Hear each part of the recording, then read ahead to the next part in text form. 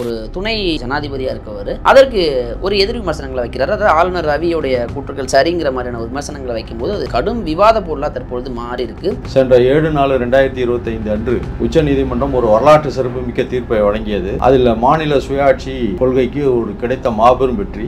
முதல் முறையாக உச்சநீதிமன்றம் ஜனாதிபதிக்கும் ஆளுநருக்கும் காலக்கெடு நிர்ணயம் பண்ணி இந்த காலக்கெடுவிற்குள் நீங்கள் சட்டங்களுக்கு ஒப்புதல் அளிக்க வேண்டும். ஒப்புதல் அளிக்க தவறினால் அரசியல்வாதிகள் உச்ச நீதிமன்றத்தை விமர்சிப்பதற்கு எந்த உரிமையும் கிடையாது. அரசியல்வாதிக்கே ஒரு நீதிமன்ற தீர்ப்பை ஒரு மோசமான முறையில் விமர்சிக்க உரிமை இல்லாத சூழலில் எந்த அரசியலமைப்பு சட்டத்தை பாதுகாக்கக்கூடிய இடத்தில் இருக்கிறாரோ துணை ஜனாதிபதி அவரை விமர்சிக்கும் பொழுது அது வேலியே பயிரை மேய்ந்த கதையாக ஆகிவிட்டது. ஆளுநர் பதவி என்பது சட்டப்படி சொல்லணும், ஒரு சிம்பிளா சொல்லணும்னா அது ஒரு அலங்கார பதவி.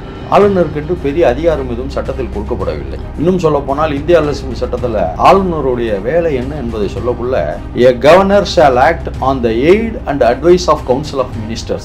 எங்கெல்லாம் எதிர்க்கட்சி ஆளுகின்றதோ அந்த மாநிலங்கள் எல்லாம் ஆளுநர்கள் மூலம் அந்த ஆளுங்கட்சிக்கும் அந்த அரசுக்கும் குடைச்சல்களையும் கெட்ட பேரையும் ஒன்றிய அரசு ஏற்படுத்தி கொண்டிருந்தது. நாங்க மத்திய அரசு கட்டுப்பாட்டில் இல்லை, எந்த ஷா வந்தாலும் எங்களை ஒன்றும் பண்ண முடியாதுன்னு சொன்னதுக்கு காரணம் என்னவென்றால் மக்களுக்காக நாங்கள் போராடி கொண்டிருக்கிறோம், மக்கள் எங்களோடு இருக்கிறார்கள், மக்களோடு நாங்கள் கூட்டணி வைத்திருக்கிறோம், மக்கள் எங்களை பாதுகாத்துக் கொண்டிருக்கிறார்கள், நாங்கள் மக்களை பாதுகாத்துக் கொண்டிருக்கிறோம் அப்படிங்கிற சூழல்ல தான் தைரியமா வழக்கு தொடர்ந்து வெற்றி பெற்று இருக்கிறார். ஒரு அரசாங்கத்தினுடைய ஒத்துழைப்பு இல்லாம எப்படி மாநாடு நடத்துவாரு, அந்த மாநாடை நடத்தி அவரால் என்ன தீர்மானம் நிறைவேற்ற முடியும், அந்த தீர்மானத்தை எப்படி அரசு செயல்படுத்த முடியும்? ஏன்னா ஒரு உச்சநீதிமன்றம் ஒரு தீர்ப்பு கொடுத்திருக்கு, அந்த தீர்ப்பின்படி நடக்க வேண்டிய பொறுப்பு நமக்கு மட்டுமல்ல ஆளுநருக்கு தான். முதல்ல அதை மதிச்சு செயல்படணும். அறம்நாடு நேயர்களுக்கு அன்பு வணக்கம். இன்று நம்மோடு இணைந்திருப்பவர் மூத்த வழக்கறிஞர் ராமசேயன் அவர்கள். சார் வணக்கம். வணக்கம். எப்படி சார் இருக்கீங்க? நல்லா இருக்கேன். இப்போ நம்ம கடந்த முறை கூட பேசியிருந்தோம், அதில் குறிப்பாக அந்த திமுக சட்ட போராட்டங்கள் குறித்து கூட பேசுவோம்னு சொல்லியிருந்தோம். அதற்கு முன்பாக இப்போ ஆளுநருக்கு எதிராக மாநில அரசு எடுக்கக்கூடிய நடவடிக்கைகள், ஏன்னா மாநில அரசு ஏதாவது ஒரு விஷயங்களை ஒப்புதல் வழங்குறதுக்காக கொடுக்குறாங்கன்னா ஆளுநர் நிறுத்தி வச்சுருக்காரு. அப்படிங்கும்போது அது கோர்ட் வரைக்கும் போய் உச்சநீதிமன்றமே கடுமையாக பேசியிருந்தாங்க. ஆனால் ஒரு துணை ஜனாதிபதியாக இருக்கவர் அதற்கு ஒரு எதிர் விமர்சனங்களை வைக்கிறார். அதாவது ஆளுநர் ரவியோடைய கூற்றுக்கள் சரிங்கிற மாதிரியான விமர்சனங்களை வைக்கும்போது அது கடும் விவாத பொருளாக தற்பொழுது மாறி இருக்குது. துணைவேந்தர் மாநாடு கூட இப்போ நடக்க இருக்குது, அதுக்கும் துணை ஜனாதிபதி அவர்கள் வர இருக்கிறாரு. இதை எப்படி பார்க்குறீங்க? அண்ட் அவருடைய அந்த வார்த்தைகள் எப்படி எடுத்துக்கிறீங்க? ஏன்னா ஒரு சாதாரண நபர் பேசலை, ஒரு உச்சநீதிமன்ற தீர்ப்புக்கு எதிரான வார்த்தைகளை யார் பயன்படுத்துகிறான்னு இருக்கு இல்லையா, பயன்படுத்தக்கூடிய நபரும் அப்படி இருக்காரு. இதை எப்படி பார்க்குறீங்க? திராவிட முன்னேற்ற கழகத்தை பொறுத்தவரை தமிழுக்கும் மாநில சுயாட்சிக்கும் பிரச்சனை வந்தால் போராடக்கூடிய ஒரு இயக்கம். அதுவும் இந்த முறை ஆளுநர் தொடர்ந்து 10 சட்டங்களுக்கு ஒப்புதல் அளிக்காமல் அதை ஜனாதிபதிக்கு அனுப்பி வைத்து ஜனாதிபதியும் அதை உரிய காலத்தில் நடவடிக்கை எடுக்காத சூழலில் திராவிட முன்னேற்ற கழகம் வேறு வழியின்றி தமிழக அரசு உச்சநீதிமன்றத்தை நாடியது. சென்ற 7/4/2025 அன்று உச்சநீதிமன்றம் ஒரு வரலாற்று சிறப்புமிக்க தீர்ப்பை வழங்கியது. அதில் மாநில சுயாட்சி கொள்கைக்கு ஒரு கிடைத்த மாபெரும் வெற்றி. அதில் முதல் முறையாக உச்சநீதிமன்றம் ஜனாதிபதிக்கும் ஆளுநருக்கும் காலக்கெடு நிர்ணயம் பண்ணி இந்த காலக்கெடுவிற்குள் நீங்கள் சட்டங்களுக்கு ஒப்புதல் அளிக்க வேண்டும், ஒப்புதல் அளிக்க தவறினால் அந்த சட்டங்களாகவே பாவிக்கப்படும்னு ஒரு வரலாற்று சிறப்புமிக்க தீர்ப்பை கொடுத்து ஏற்கனவே நிலுவையில் உள்ள 10 சட்டங்களுக்கும் ஒப்புதல் அளித்ததாக உத்தரவிட்டது. இதை பொறுக்க முடியாத தமிழக ஆளுநர் RN ரவி அவர்களும் துணை ஜனாதிபதி ஜெகதீப் தன்கர் அவர்களும் பல்வேறு விமர்சனங்களை எடுத்து வைக்கிறார்கள். குறிப்பாக இந்தியா அரசியலமைப்பு சட்டத்தின் கீழ் 2வது குடிமகனாக கருதப்படக்கூடிய துணை ஜனாதிபதி அவர்கள் தன்னுடைய எல்லையை மீறி அரசியலமைப்பு சட்டத்தில் தனக்கு என்ன அதிகாரம் வழங்கப்பட்டிருக்கிறது என்பதையெல்லாம் மறந்துவிட்டு நாம் விமர்சிக்கக்கூடிய ஒரு நிறுவனம் உச்ச நீதிமன்றம் என்பதை மறந்துவிட்டு உச்ச நீதிமன்றம் ஒரு சூப்பர் பாராளுமன்றம் அல்ல, அது அது மாநில சுயாட்சிக்கெல்லாம் ஏவுகணை போல் அது செயல்படுகிறது என்றெல்லாம் விமர்சித்திருக்கிறார். இந்த விமர்சனங்கள் எல்லாம் அரசியல்வாதிகள் செய்யலாம்.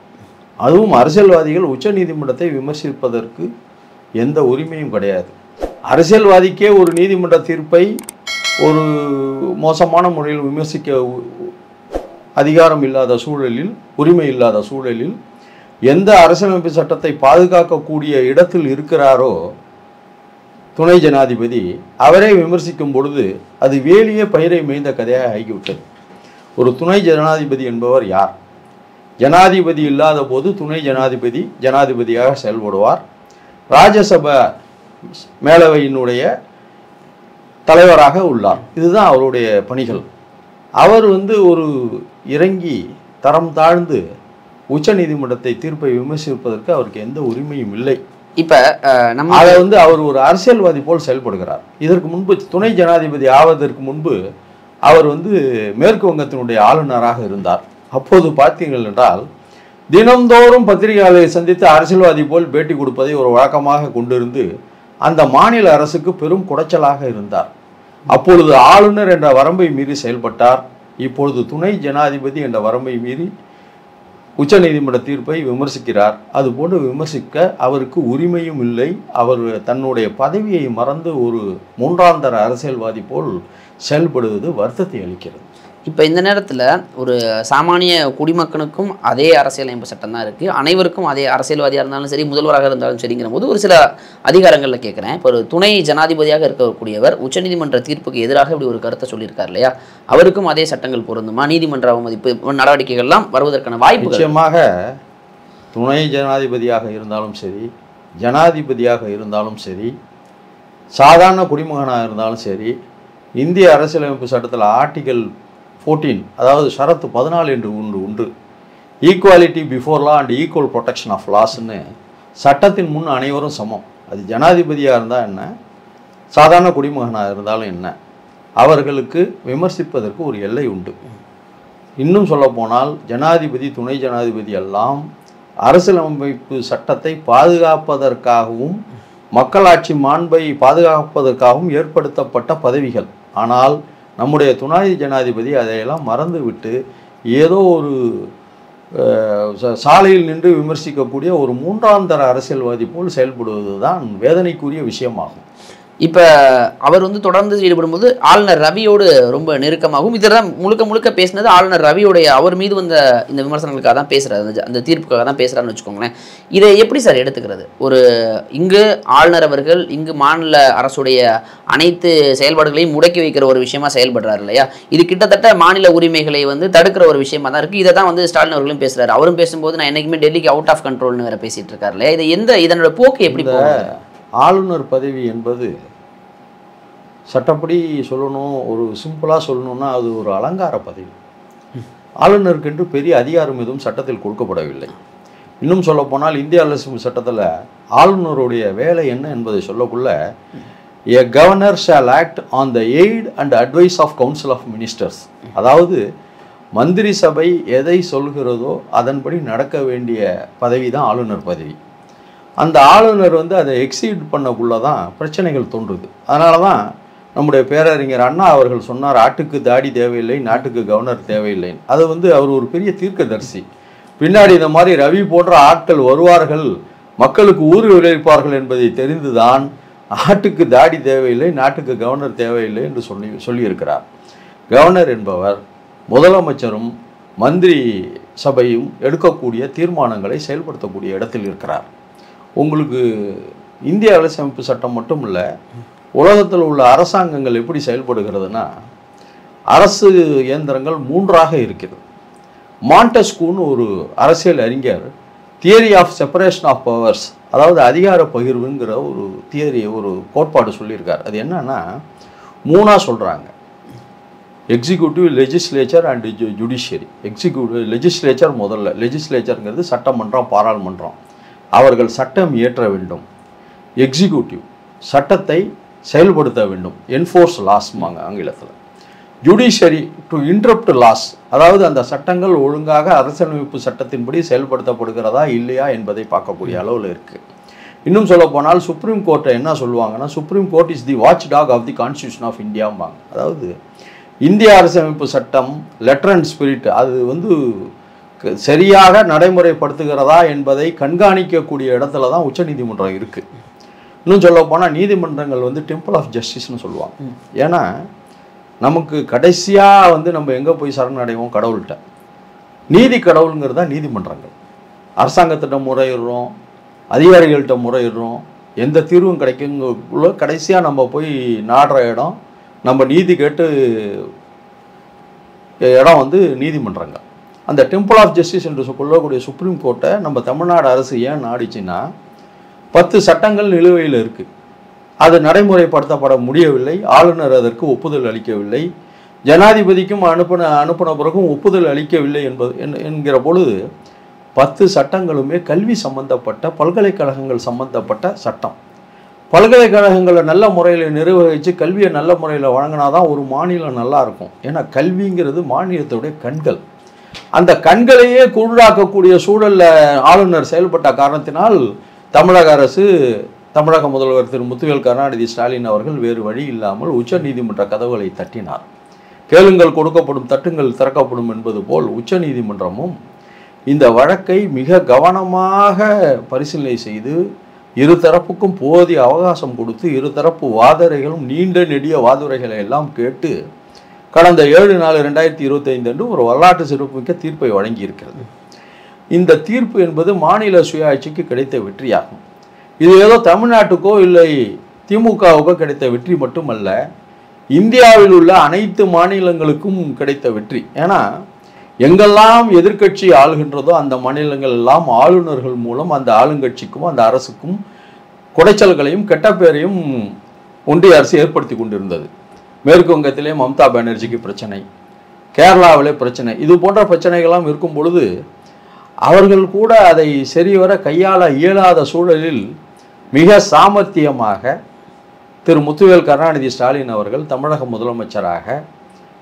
முதலமைச்சர் என்ற பொறுப்பில் மக்களை பாதுகாக்க வேண்டும், சுயாட்சியை நிலைநிறுத்த வேண்டும் என்ற வகையிலே ஒரு வழக்கை மிக தைரியமாக தொடர்ந்தார். ஏன்னா வழக்கு தொடுக்கிறதுக்கெல்லாம் ஒன்றிய அரசை எதிர்த்து, ஆளுநரை எதிர்த்து வழக்கு தொடுப்பதற்கு ஒரு தைரியம் வேண்டும்.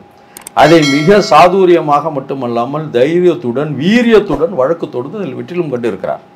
அதனால தான் 2 நாளைக்கு முன்னாடி கூட்டத்தில் பேசக்குள்ள கூட we are out of control from the center, நாங்கள் மத்திய அரசு கட்டுப்பாட்டில் இல்லை, எந்த ஷா வந்தாலும் எங்களை ஒன்றும் பண்ண முடியாதுன்னு சொன்னதுக்கு காரணம் என்னவென்றால் மக்களுக்காக நாங்கள் போராடி கொண்டு இருக்கிறோம், மக்கள் எங்களோடு இருக்கிறார்கள், மக்களோடு நாங்கள் கூட்டணி வைத்திருக்கிறோம், மக்கள் எங்களை பாதுகாத்து கொண்டு இருக்கிறார்கள், நாங்கள் மக்களை பாதுகாத்து கொண்டு இருக்கிறோம் அப்படிங்கிற சூழலில் தான் தைரியமாக வழக்கு தொடர்ந்து வெற்றி பெற்றிருக்கிறார்.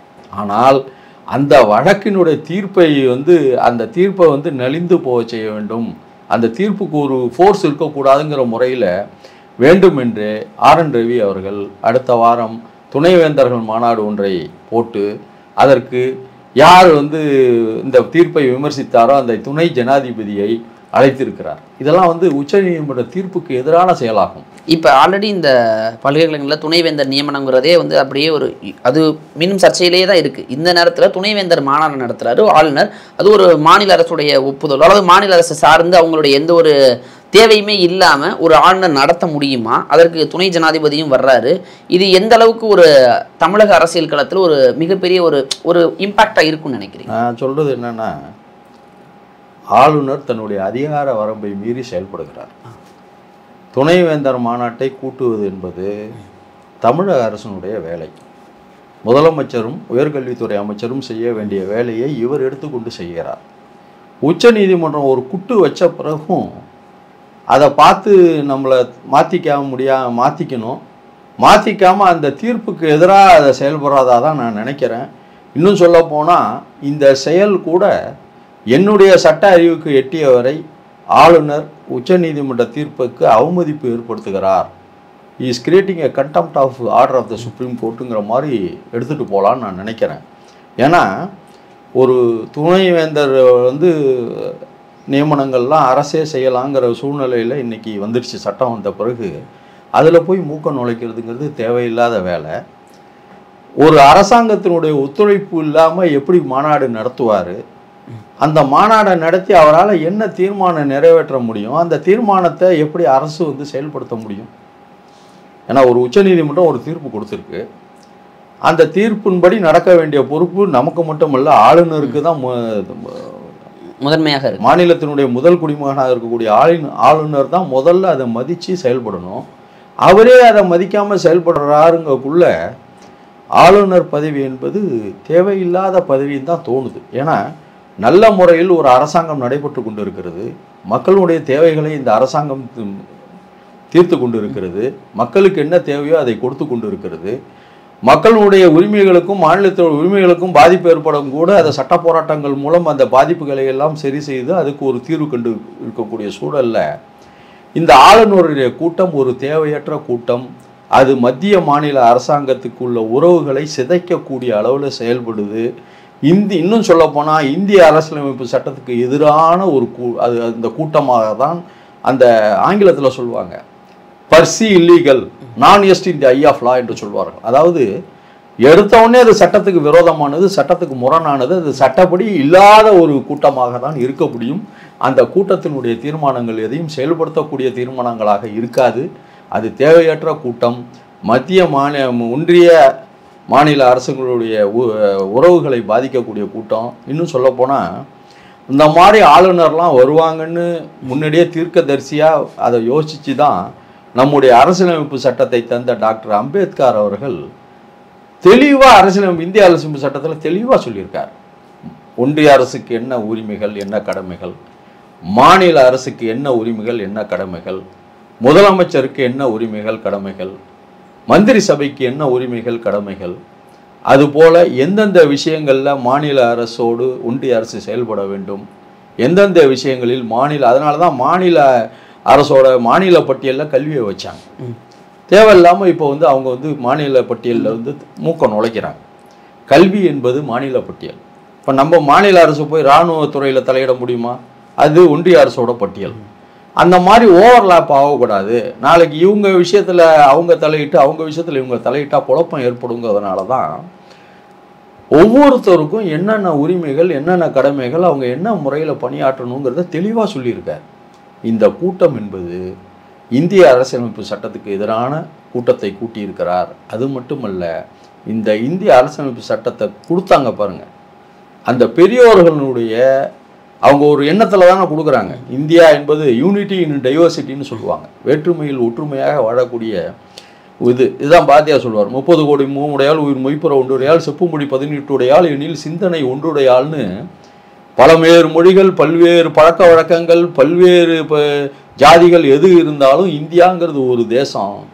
அந்த தேசத்தினுடைய ஒற்றுமையை சீர்குலைக்கக்கூடிய செயல் தான், வேற ஒன்றும் இல்லை. ஆளுநர் தன்னுடைய அதிகாரத்தை மீறி உச்சநீதிமன்ற சொல்லியிருக்கக்கூடிய விஷயங்களை மீறி பண்ணும்பொழுது கிட்டத்தட்ட அது நீதிமன்ற அவமதிப்பு தான், அப்படி தான் எடுத்துக்க முடியும். இப்போ இந்த துணைவேந்தன் மாநாட்டையும் பண்ணிடுறான்னு வச்சுக்கோங்க. இதுக்கு பிறகு மீண்டும் திமுகவாக இருக்கட்டும், திமுகங்கிறத தவிர்த்துட்டே பார்ப்போம், தமிழக அரசு தமிழகத்துடைய வரலாறுகளை எடுத்து பார்க்கும்பொழுது ஒன்றிய அரசுக்கு எதிராக பல்வேறு சட்ட போராட்டங்கள் நடத்தியிருக்காங்க. நீங்கள் அண்ணாதுரை அவர்களிடந்துமே நம்ம எடுத்துக்கலாம். பல முறை இந்த ஒன்றிய அரசுக்கு எதிராக பல விஷயங்களை பேசியிருக்காரு இல்லையா? அது போன்று மீண்டும் ஒரு புரட்சியாக வரலாற்று சிறப்பு மிக்க ஆளுநரே இல்லாத ஒரு சூழலையோ அல்லது ஏதோ ஒரு மாற்றத்தை ஏற்படுத்துவதற்கான ஒரு அடித்தளமாக இது அமையும் பார்க்குறீங்களா? திராவிட இயக்கங்களை பொறுத்தவரை என்றைக்கு அரசுகள் மக்கள் மீது சில திணிக்கக்குள்ள அதை எதிர்த்துருக்கு. உதாரணத்துக்கு சொல்லணும்னா 1938 இந்திய திணிக்கக்குள்ள முத்தமிழறிஞர் டாக்டர் கலைஞர் அவர்களுக்கு வயது 14, வெறும் 14 வயசு. முரசொலி கையெழுத்து இயக்கம் நடத்திய அந்த வயதிலே ஓடி வந்த இந்தி பெண்ணே நீ நாட்டை விட்டு ஓடிப்போன்னு சொல்லி கோஷம் விட்டு அன்னைக்கே இந்தி திணிப்பை எதிர்த்தார். அதே போல் 1965 லால் பகதூர் சாஸ்திரியையும் பக்தவச்சலமும் இந்தியை திணிக்கக்குள்ள இந்திய எதிர்ப்பு போராட்டங்கள்லாம் நடைபெற்று நிறைய பேர் தன்னையே உயிரை மாய்த்து கொள்ளக்கூடிய மாயவரம் சாரங்கபாணி, சிதம்பரம் ராஜேந்திரன் போன்றவர்களெல்லாம் தன்னுடைய உயிரை மாய்த்து கொண்டு மொழியை காத்த இயக்கம். அதே போல் பக்தவச்சலம் முதலமைச்சராக இருக்கக்குள்ள பசி, பட்டினி, பஞ்சம், விலைவாசி எதிர்ப்பு போராட்டம். அதே போல் கலைஞர் அவர்கள் கள்ளக்குடியை டால்மியாபுரம் என்று பெயர் மாற்றம் செய்யும் பொழுது ரயில் தண்டவாளத்திலே தலையை வைத்து தன்னுடைய உயிரை மாய்த்தாவது மொழியை காக்கக்கூடிய போராட்டம். இது போல் நீண்ட நெடிய போராட்டங்களை கொண்டு வர சூழலில் அவர் வழியில் வந்த நம்முடைய தமிழக முதல்வர் திரு முத்துவேல் கருணாநிதி ஸ்டாலின் அவர்களும் என்றைக்கெல்லாம் தமிழகத்தினுடைய உரிமைகள் பறிக்கப்படுதோ சட்ட போராட்டங்கள் மூலம் மூட்டிருக்கார். உதாரணத்துக்கு சொல்லணுன்னா நீட்டு பரீட்சையை நம்ம எதிர்த்துக்கிட்டு இருக்கோம். அதே போல் இந்த பிஜி எம்பிபிஎஸ்க்கு அப்புறம் எம்எஸ்எம்டி இருக்குல்ல, பிஜி அட்மிஷன் மெடிக்கல், அதில் உரிய இடஒதுக்கீடு இல்லாதப்ப இந்தியாவிற்கே ஒரு வழிகாட்டியாக திமுகவும் தமிழக அரசும் தான் வழக்கு போட்டு அதில் இடஒதுக்கீடை நிலைநாட்டினாங்க. அதே போல் இப்போ இந்த ஆளுநர் விஷயத்துலையும் நிலைநாட்டுறாங்க. இதோட எண்டு என்னவா இருக்கும்னா, நிச்சயமாக இந்த சட்ட போராட்டங்கள் மூலம் திராவிட முன்னேற்ற கழகமும் தமிழக அரசும் ஒன்று நிலைநிறுத்தும். மத்தியில் கூட்டாட்சி, மாநிலத்தில் சுயாட்சி என்ற தத்துவம் நிச்சயமாக உயிர் பெற்று இன்றைக்கு நிலைச்சிருக்கு. அதை எந்த காலத்திலையும் எந்த ஒன்றிய அரசும் சிதைக்காத அளவுக்கு இன்னைக்கு திமுகவுடைய சட்ட போராட்டம், தமிழக அரசினுடைய சட்ட போராட்டமும், அதுவும் இந்த 7/4/2025 பெற்ற சரித்திரமிக்க தீர்ப்பு நிச்சயமாக அதுக்கு உதவி புரியும். ஏன்னா அந்த தீர்ப்பிலே அந்த பரிதிவாலாங்கிற நீதி அரசர் ஒரு வாசகத்தை சொல்லியிருக்கார். அம்பேத்கருடைய வாசகத்தை சொல்லி தான் முடிச்சிருக்காரு தீர்ப்பை. என்னன்னா, நல்லவர்கள் கையில் கெட்ட சட்டம் இருந்தாலும் அது நல்ல முறையில் நல்ல சட்டமாக நிறைவேற்றப்படும். கெட்டவர் கையில் நல்ல சட்டங்கள் இருந்தாலும் அது நல்ல முறையில் நிறைவேற்றப்பட மாட்டாதுன்னு சொல்லி, கெட்டவர்கள் கையில் இந்த அரசியலமைப்பு சட்டம் மாட்டிக்கிச்சுங்கிறத சொல்லாமல் சொல்லியிருக்காரு. அப்படி இங்கே அந்த மாதிரி ஒரு சூழலில் உச்ச நீதிமன்றம் மக்களுக்கு பாதுகாப்பாக, மக்களை பாதுகாக்கக்கூடிய ஒரு நீதிமன்றமாக இன்றைக்கி உலகத்துக்கே ஒரு வழிகாட்டியாக இந்த உச்ச நீதிமன்ற தீர்ப்பு இன்றைக்கி உலக நாடுகளுக்கும் மற்ற உச்ச நீதிமன்றங்களுக்கும், உச்ச நீதிமன்றத்துக்கு என்ன அதிகாரம் இருக்குது, எப்பெல்லாம் மக்களுடைய உரிமைகள் பாதிக்கப்படுதோ நாங்கள் இருக்க காப்பாற்ற அரசாங்கங்கள் எங்களிடம் வந்தால் நாங்கள் காப்பாற்றுவோம்னு மிகப்பெரிய தீர்ப்பை கொடுத்துருக்கு. அந்த தீர்ப்பை பெற்று தந்த தமிழக முதலமைச்சர் அவர்களுக்கு தான் இந்திய மக்கள் நன்றி சொல்ல வேண்டும். நிச்சயமாக சார். இப்போ இந்த ஆளுநர் விவகாரத்தில் மாநில அரசு ஒரு முன்னெடுப்பு ஒரு வழக்கு தொடர்றாங்க, அதுலேயும் வெற்றியும் கண்டிருக்காங்க. அதை மீண்டும் அந்த நடவடிக்கையை மீறி ஆளுநர் அவர்கள் செயல்பட்டு கொண்டிருக்கார். இதோடைய விளைவுகள் எதாக இருக்குங்கிறத பொறுத்து பார்ப்போம். நிறைய பதில்கள் கொடுத்தீங்க. நேரம் கொடுத்ததற்கு நன்றி. நன்றி.